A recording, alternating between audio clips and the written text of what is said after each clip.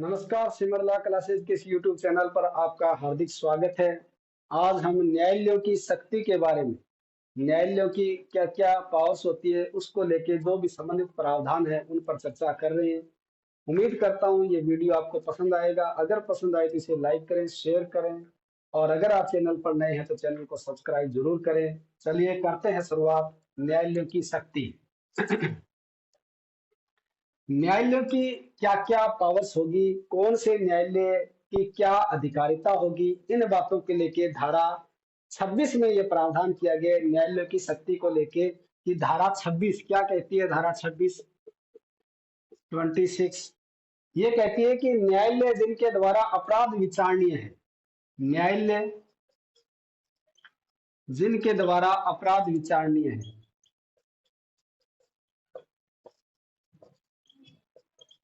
न्यायालय जिनके द्वारा अपराध विचारणीय है, यानी ऐसे न्यायालय जो अपराधों का विचारण करेगा, जो अपराधों का ट्रायल करेगा।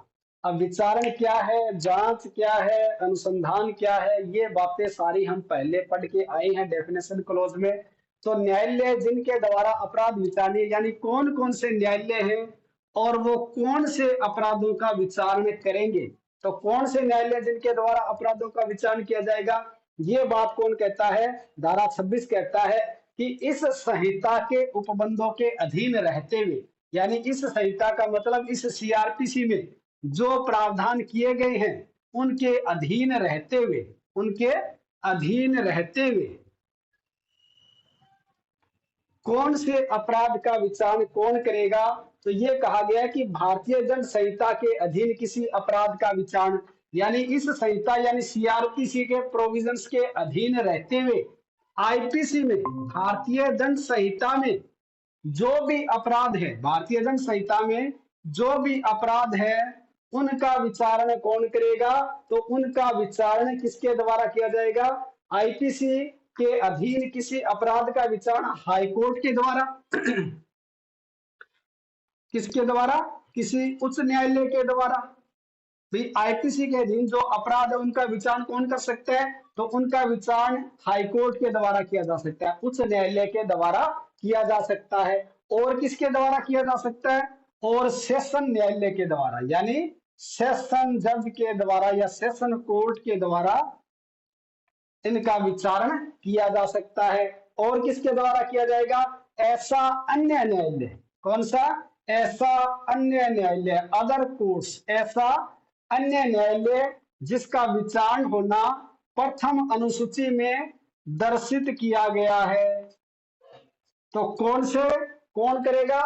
यानी आईपीसी में वर्णित जो भी अपराध है उनका विचारण हाईकोर्ट कर सकता है, एक जिले के अंदर सेशन कोर्ट कर सकता है, सेशन न्यायालय। और अन्य न्यायालय जिनका कहा बताया गया? प्रथम अनुसूची में। सीआरपीसी में दो अनुसूचियां हैं। सीआरपीसी के लास्ट में आप जाओगे तो आपको दो शेड्यूल मिलेगी, दो अनुसूचियां मिलेगी।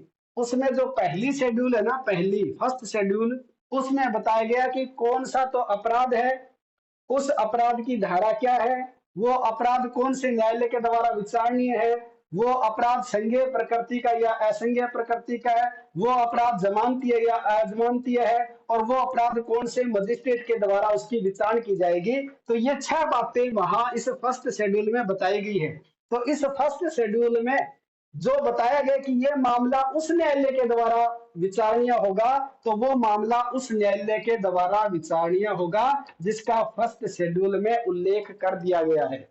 फर्स्ट शेड्यूल में उल्लेख कैसे किया गया है ये मैं आपको दिखा देता हूं, ताकि आपको पता लग जाए कि ये शेड्यूल है और यहाँ उल्लेख किया गया है कि ये न्यायालय, ये अपराध इस न्यायालय के द्वारा विचारणीय है। देखो, अगर आपको ध्यान में आ रहा है, दिखाई दे रहा है, तो आप यहाँ देखें। ये क्या है? ये शेड्यूल है, लिखा है ना, दिखाई दे रहा है क्या?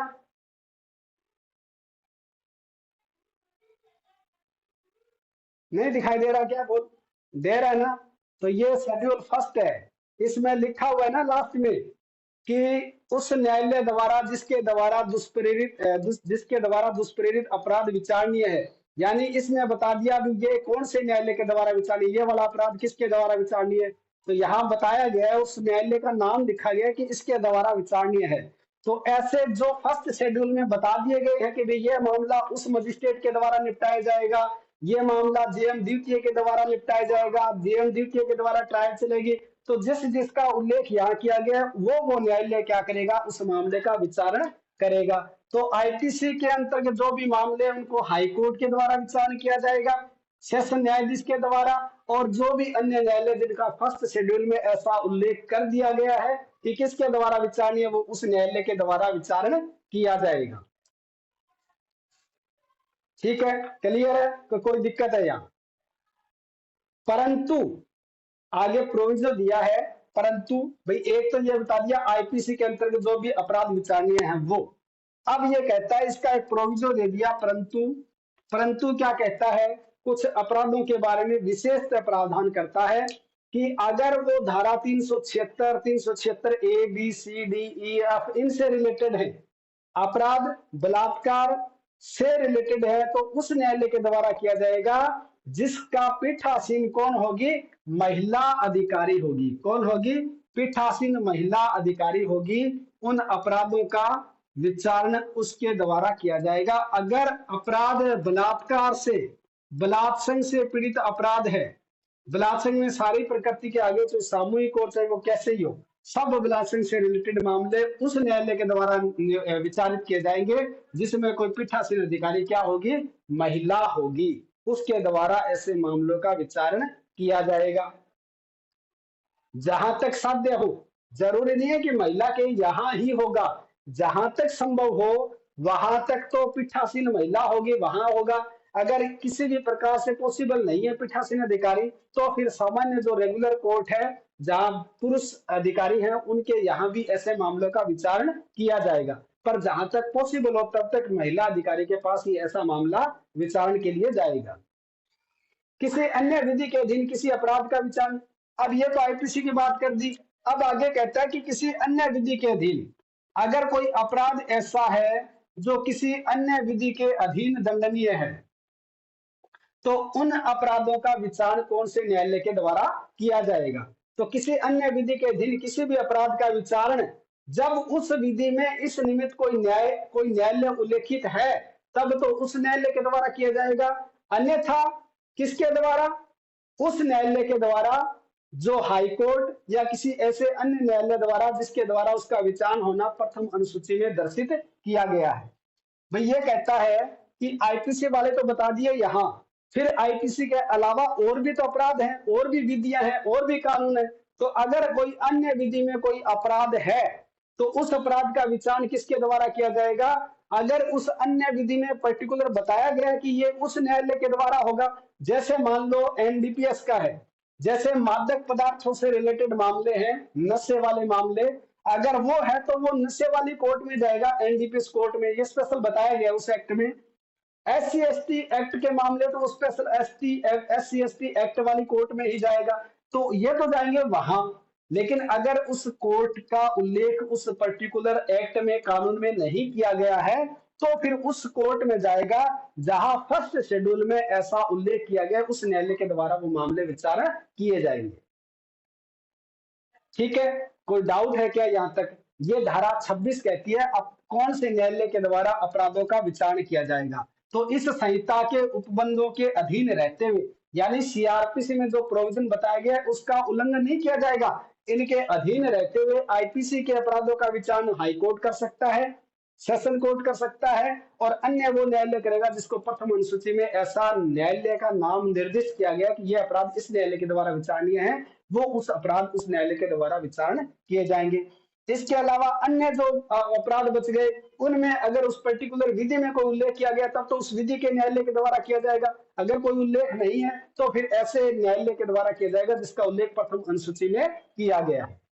अगर कोई मामला आईपीसी का है और बलात्संग से पीड़ित है, बलात्संग का कोई अपराध है, तो जहां तक संभव हो, साध्य हो, आसान हो, वहां तक तो पीठासीन महिला अधिकारी के यहाँ विचारण किया जाएगा। अगर ऐसी महिला अधिकारी उपलब्ध नहीं है तो फिर जैसी व्यवस्था है उसी अनुसार उस मामले का विचारण किया जाएगा। धारा 26 कंप्लीट। यहां तक कोई डाउट है तो बोलो। अब चलो आगे धारा 27 में।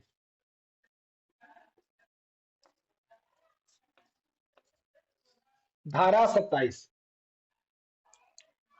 हाँ, अब देखो धारा 27 क्या कहता है कि किशोर के मामलों में अधिकारिता, किशोरों के मामलों में अधिकारिता, किशोरों के मामले में अधिकारिता। किशोरों का मतलब होता है कि जो युवा है, जो नौजवान है, जो किशोर है, जो अभी वयस्क नहीं हुए हैं, ऐसे ऐसे अपराधी। किशोरों के मामले में jurisdiction in the case of juveniles, जिसको जुवेनाइल्स कहते हैं, किशोर कहते हैं, जो तरुण है, युवा है, लेकिन अभी वयस्क नहीं हुए हैं, ऐसे अगर अपराधी हैं तो उनके मामलों का विचारण किस न्यायालय को ऐसे मामलों का विचारण करने की अधिकारिता होगी। सेक्शन 27 ये कहता है कि किसी ऐसे अपराध का विचारण, किसी ऐसे अपराध का विचारण, किसी ऐसे अपराध का विचारण जो मृत्युदंड से दंडनीय है या आजीवन कारावास, किसी ऐसे अपराध का विचारण जो मृत्यु या आजीवन कारावास से दंडनीय नहीं है और जो ऐसे व्यक्ति द्वारा किया गया है, दंड से दंडनीय नहीं है, यानी ऐसा अपराध जो मृत्युदंड से दंडनीय नहीं है या आजीवन कारावास से दंडनीय नहीं है और ऐसे व्यक्ति के द्वारा किया गया है, ऐसे अभियुक्त के द्वारा किया गया है, जो क्या है, जिस तारीख को उसने ऐसा अपराध किया है या जिस तारीख को अपराध किया है या जिस तारीख को उसे न्यायालय के समक्ष लाया जाता है, जिस समय न्यायालय के समक्ष उसे हाजिर किया जाता है, उस तारीख को 16 वर्ष से कम है, कितने उम्र से, 16 वर्ष से कम है, तब उसका विचारण कौन से न्यायालय के द्वारा किया जाएगा। तो ऐसे व्यक्ति का विचारण किसके द्वारा किया जाएगा, मुख्य न्यायिक मजिस्ट्रेट, जिसको हम क्या कहते हैं, सीजेएम कहते हैं, मुख्य न्यायिक मजिस्ट्रेट के न्यायालय के द्वारा ऐसे व्यक्तियों का विचारण किया जाएगा। ठीक है, किसके द्वारा किया जाएगा, ऐसे व्यक्तियों के द्वारा जो 16 वर्ष से कम है और उन्होंने जो अपराध किया वो कैसा है, वो अपराध मृत्युदंड से दंडनीय नहीं है और आजीवन कारावास से दंडनीय नहीं है। इसके अलावा जो भी दंड से दंडनीय अगर अपराध उन्होंने किया है और ऐसे व्यक्ति की उम्र 16 वर्ष से कम है, अपराध करने के समय या कोर्ट में पेश करने की दिनांक तक 16 वर्ष से कम है, तो ऐसे व्यक्ति की कहाँ की जाएगी सुनवाई, कौन करेगा, मुख्य न्यायिक मजिस्ट्रेट करेगा, चीफ जुडिशियल मजिस्ट्रेट के न्यायालय के द्वारा ऐसे मामलों का विचारण किया जाएगा।